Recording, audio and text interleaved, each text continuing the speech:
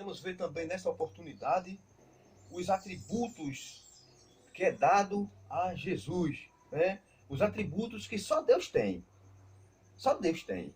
E a Bíblia dá a Jesus, mostrando que Jesus, ele é o próprio Deus, como a onipresença.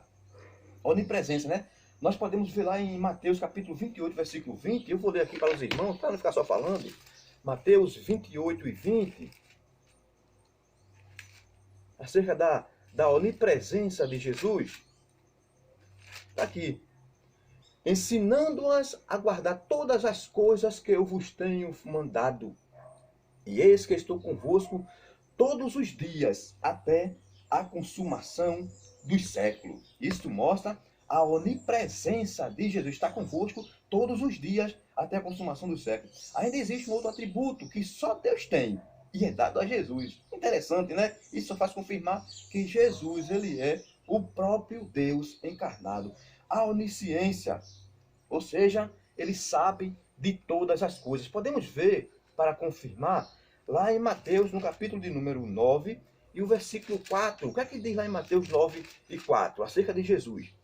Mas Jesus, conhecendo os seus pensamentos, disse: por que pensai mal em vosso coração? Ora, ainda os escribas, escarnecendo acerca do paralítico de Cafarnaum, eles não haviam falado, estavam pensando. E Jesus disse: por que pensais mal em vosso pensamento? Então Jesus, ele é onisciente, ele sabe de tudo. Ele prescruta o mais íntimo do coração do ser humano, a mente do antes de falar. Jesus, ele por ser onisciente, ele sabe de todas as coisas. Ele é imutável. Jesus é imutável. E na Bíblia, onde vamos confirmar essas verdades, esse atributo que é dado a Deus? Hebreus, capítulo 13, versículo 8, diz: Jesus Cristo é o mesmo ontem, hoje e eternamente. Atributo de Deus. É o mesmo, não muda, não sofre variação com o tempo. Ontem, hoje e será eternamente. E ainda podemos ver um outro atributo dado a Deus, só tendo em Deus, dado a Jesus. É a sua onipotência, não é? Ou seja, o Deus todo-poderoso. Jesus disse, depois da ressurreição, antes de ir assunto ao céu: todo o poder é me dado no céu e na terra. Ninguém mais pôde dizer isto, mas Jesus, como o onipotente, ele disse que todo o poder foi lhe dado no céu e na terra. Né?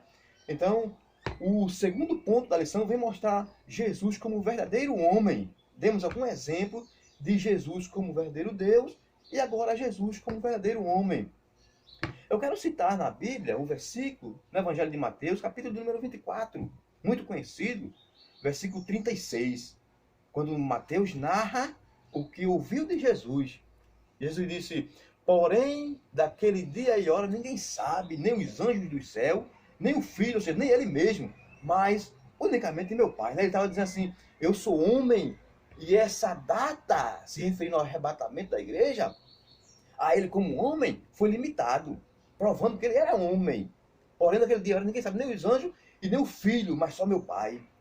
Mas a Bíblia nos leva a entender que depois que Jesus morre, ressuscita, é assunto ao céu, ele tem plena certeza deste grande dia, desse evento que acontecerá em breve. Esse é o dia mais almejado da igreja, meus irmãos. É o dia em que nós deixaremos tudo para trás, tudo, e passaremos a estar para sempre com o Senhor, conforme Paulo escreveu aos 1 Tessalonicenses, capítulo 4, versículo de número 16 ao versículo 18. A concepção e a encarnação do nascimento do Filho de Deus não pegaram Israel de surpresa. Por quê?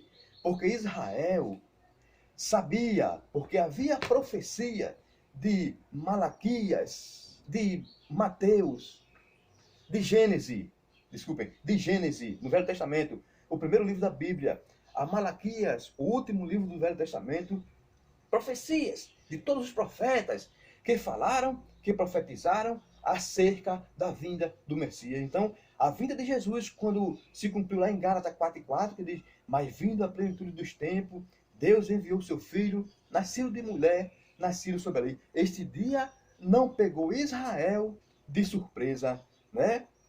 Como diz lá em João, capítulo 1, versículo 11, que Israel rejeitou a Jesus, mesmo sabendo da vinda do Messias, das profecias que os profetas haviam profetizado, que havia de vir o Messias para salvar a Israel e o mundo. Israel, os judeus rejeita. João escreve, João 1:11, mas eu vim para o que era meu, e os meus não me receberam, os judeus. Mas a todos quanto receberam, deu-lhe o poder de serem feitos filhos de Deus. Que pensa, né, irmão? Nós fomos feitos filhos de Deus. Mas a Bíblia diz que Jesus é filho de Deus, ele é Deus. Diz que nós, como cristãos, como aceitando a Jesus, nos tornamos filhos de Deus. E os ímpios, o mundo, diz que também são filhos de Deus. Como nós podemos entender isso, meus irmãos? Observe. Jesus, filho de Deus, ele é divino porque ele foi gerado pelo Espírito Santo. Nós, cristãos, somos filhos de Deus porque nós aceitamos a Jesus como Salvador. E aí, nascemos de novo. Nós somos filhos de Deus por adoção. Por adoção. Né? Paulo diz lá em Efésios, capítulo de número 2, versículo 1, diz que e ele nos vivificou quando nós estávamos mortos em ofensas e pecados. Ou seja, vivificar é dar vida outra vez. Foi isso que Deus fez conosco. Ele nos deu vida outra vez. Por isso que nascemos de novo, como Nicodemos questionou a Jesus acerca do novo nascimento. E Jesus diz, olha, Nicodemos, aquele que nasce da carne é carne. O que nasce da vontade dos pais é carne. É filho dos seus pais. Mas aquele que nasce da água do Espírito é gerado pelo Espírito e torna a ser filho de Deus por adoção. E o mundo? E os ímpios que não reconhecem isso, que não professam essa fé? Eles são filhos de Deus por criação. Foram criados por Deus. Mas Deus almeja ter esses homens como filho por adoção. Jesus estava no seio do Pai, como diz lá João 1:18. Né? João 1:18. Vamos ler esse versículo, meus irmãos, para ficar bem claro. João 1:18 é a Bíblia Sagrada falando, né?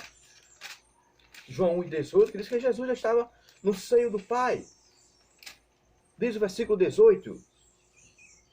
Deus nunca foi visto por alguém.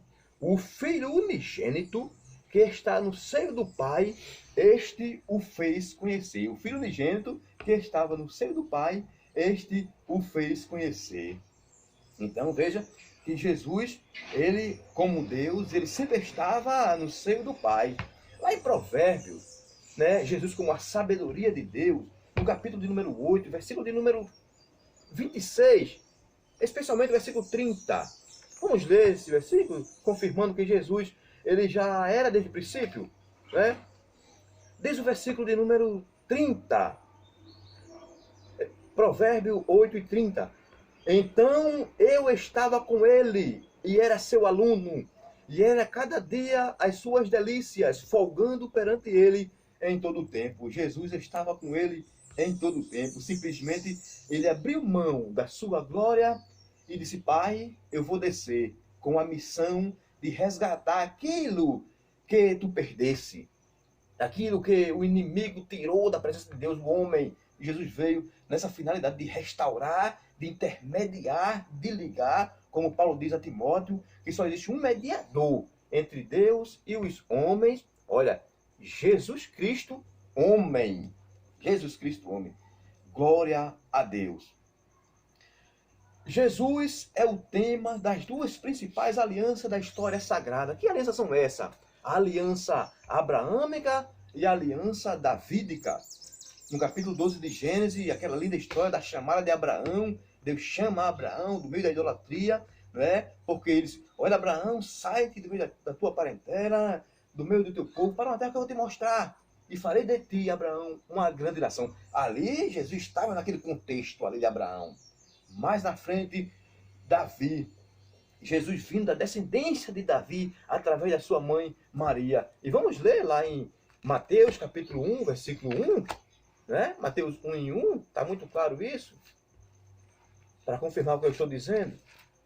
Diz, livro da geração de Jesus Cristo, filho de Davi, filho de Abraão. Jesus fez parte dessas duas descendências, Abraão e Davi. Por isso que Jesus é chamado e aclamado por muitos de sua época como Jesus, filho de Davi. Glória a Deus. E um outro ponto muito importante fala sobre a encarnação no Novo Testamento. O Filho de Deus tornou-se de fato carne, né? Aí leva em João 1,14, que diz que o Verbo se fez carne e habitou entre nós, e vimos a sua glória como a glória do unigênito do Pai, cheio de graça e cheio de verdade. Meus irmãos, eu espero ter alcançado um pouco este assunto tão rico, tão importante, não é? Sei que as limitações são muitas, mas eu creio que o pouco que eu falei aqui deu para a gente ter uma claridade acerca desse assunto tão importante. E Jesus, ele foi homem, sim, foi Deus, sim, em todo tempo. Nunca ele deixou de ser homem para ser Deus e deixou de ser Deus para ser homem. As duas naturezas acompanhou Jesus, desde o seu nascimento até a sua morte e ascensão ao céu. O pecado experimental, que é o pecado praticado pelo ser humano, Jesus nunca pecou, nunca praticou. E o pecado original, que é o pecado de Adão, de acordo com Romanos 13:23, que todos pecaram, né? A consequência do pecado de Adão é o pecado original. Jesus nasceu sem ele. Nós nascemos com ele, com esse pecado original. Mas Jesus nasceu sem ele porque ele foi concebido pelo Espírito Santo no ventre de Maria. Então, meus irmãos, que Deus continue nos ajudando, nos abençoando, iluminando a nossa mente, o nosso entendimento, e que nós passamos a estar mais atentos à palavra de Deus. Na próxima semana, se Deus nos permitir, estaremos de posse de mais uma lição, a última lição desse trimestre, que tem como tema o novo homem em Jesus Cristo, né? Então, que Deus continue nos ajudando e continuemos, meus irmãos, a orar um pelos outros, para que Deus venha intervir nessa situação calamitosa que nós estamos passando no mundo. No mundo. Eu entendo que Deus, ele é como se tivesse dado um recado às nações, meus irmãos, porque nós sabemos que existem as nações de primeiro mundo que se acham poderosas em armas nucleares, armas bélicas, a mais sofisticada possível. E por isso eles se acham auto-independentes, como se não dependesse de Deus, enquanto a Bíblia diz que a nação é feliz se tiver Deus como o Senhor.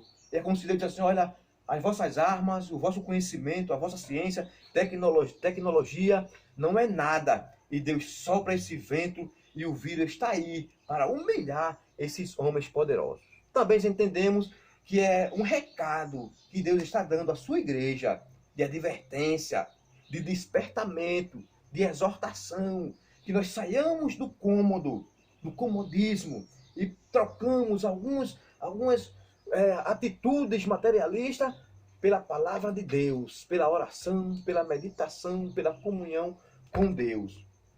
Que Deus nos ajude, que Deus continue nos abençoando nossos irmãos, em especial a ADVC, Assembleia de Deus, Vida e Comunhão, na pessoa do nosso querido pastor Dinamécio Lima, pastor presidente, com toda a sua família, e que Deus continue, meus irmãos, tendo misericórdia da nação, orando um pelos outros, e eu espero que os irmãos ouçam essa simples mensagem, meus irmãos. Quem está falando é um simples irmão que tem a intenção, o interesse de querer compartilhar, contribuir com o conhecimento entre nós. Que Deus continue nos abençoando. Eu agradeço a oportunidade em nome de Jesus.